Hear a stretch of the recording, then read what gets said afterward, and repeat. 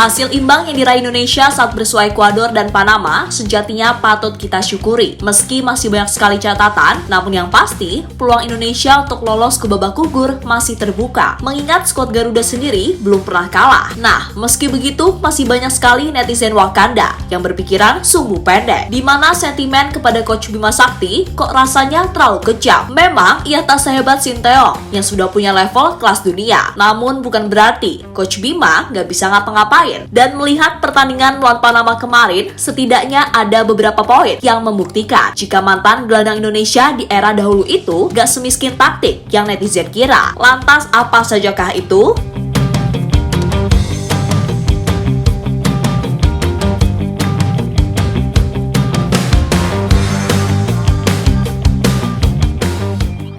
Coach Bima Sakti, mungkin saat ini ia menjadi salah satu orang yang pahalanya berlimpah. Pasalnya, banyak sekali hujatan yang dilakukan netizen, bahkan sampai di luar ranah sepak bola alias pribadi. Tentu saja ini sangat gak etis, mengingat bagaimanapun, Coach Bima ini adalah legenda sepak bola Indonesia.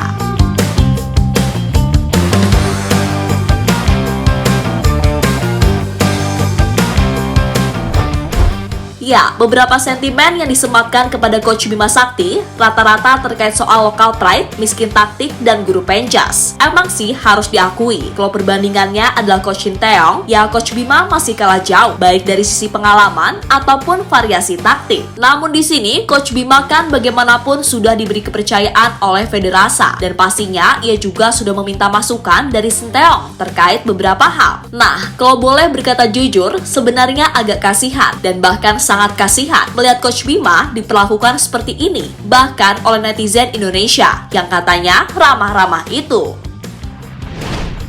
Ya, alasan mengapa Coach Bima ini bagaimanapun layak didukung penuh adalah karena ia seperti diminta jadi tukang sulap. Gimana enggak? Di saat timnas lain sudah siap dengan timnya masing-masing yang diambil dari kompetisi usia dini, Indonesia ibarat kata ujuk-ujuk diminta membentuk tim hanya dalam waktu beberapa bulan saja. Tentu itu sangatlah sulit, sebab di Indonesia belum ada kompetisi usia dini berjenjang. Sehingga yang dilakukan ya seleksi-seleksi dengan sabrek pemain baik lokal ataupun diaspora. Akhirnya mau tak mau, Coach Bima beserta para staf kepelatihan yang berpacu dengan waktu harus cepat menentukan skuad Indonesia yang berlaga di Piala Dunia U17.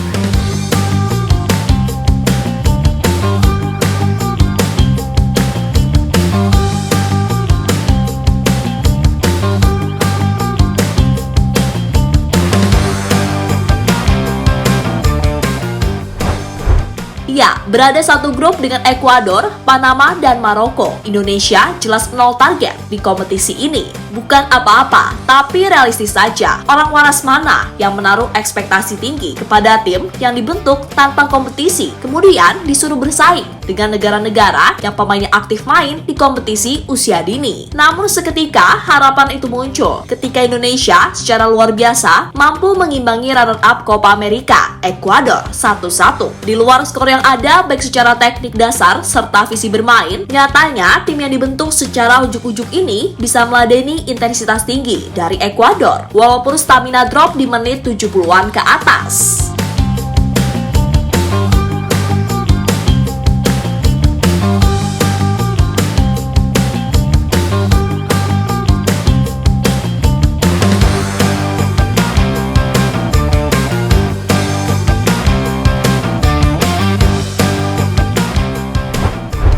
Ya, setelah laga melawan Ekuador, harapan publik untuk melihat timnas U17 main lebih baik melawan Panama pastilah muncul. Dan disinilah Coach Bima membuktikan kalau ia nggak semiskin taktik itu. Dimana pada babak pertama, ia memerintahkan pemainnya untuk main medium block. Tujuannya jelas, untuk menghemat tenaga. Dan itu terbukti Indonesia bisa fight sampai menit akhir. Lalu soal pergantian pemain, 3 gelandang yang main nggak cukup bagus di babak pertama. Semuanya diganti dan hasilnya pun oke. Dimana keseimbangan itu lebih ada. Dan Indonesia sendiri bisa loh menciptakan beragam momen berbahaya. Walau akhirnya yang berbuah gol hanya 1.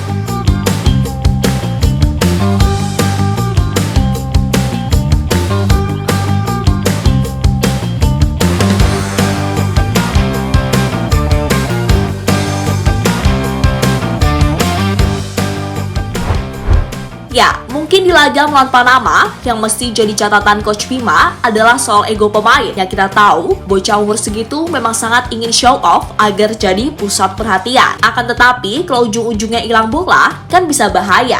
Dan itu jelas merugikan. Kemudian soal kesalahan elementer dan pengambilan keputusan menjadi catatan lain yang mesti diperbaiki kala melawan Maroko di pertandingan terakhir grup A.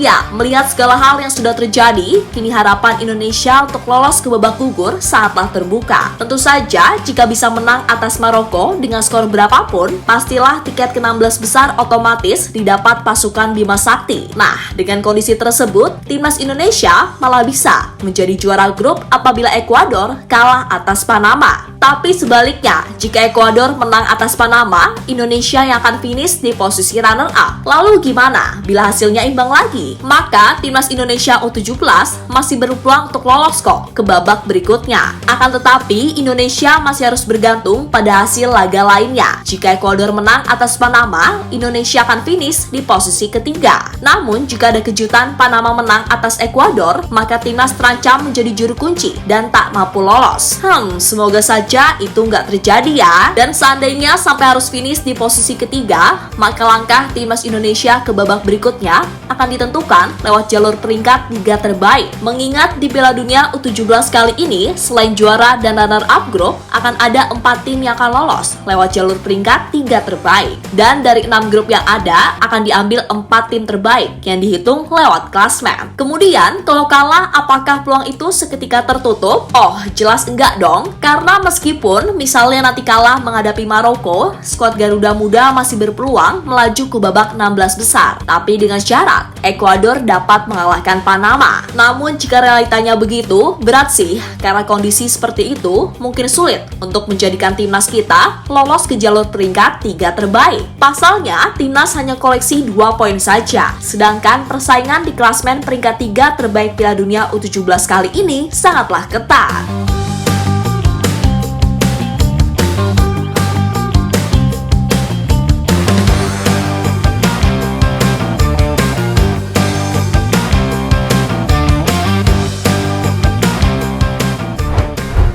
Ya, melihat segala hal yang terjadi, ayolah sama-sama daripada menghujat pemain A, pemain B, lalu Coach Bima itu sendiri, gak ada salahnya dan gak berdosa juga. Kita mendukung dan mendoakan tanpa harus mencaci maki berlebihan. Sebab kita juga jangan lupa, kalau ini yang bermain adalah anak-anak usia 16-17 tahunan. Apalagi Indonesia yang pemainnya dibentuk dengan teknik ujuk-ujuk jadi, kumpul, main. Jadi semisal ada banyak kesalahan, terutama masalah elementer atau pengambilan keputusan, mengkritisinya ya udah sewajarnya aja. Dan percaya kepada Coach Bima, kalau ia sudah berusaha semaksimal mungkin, sesuai dengan kapasitas yang dimiliki. So, tetap semangat Timnas Indonesia U17. Apapun hasilnya, kita semua tetap bangga. Asalkan kalian semua menunjukkan fighting spirit tinggi di atas lapangan.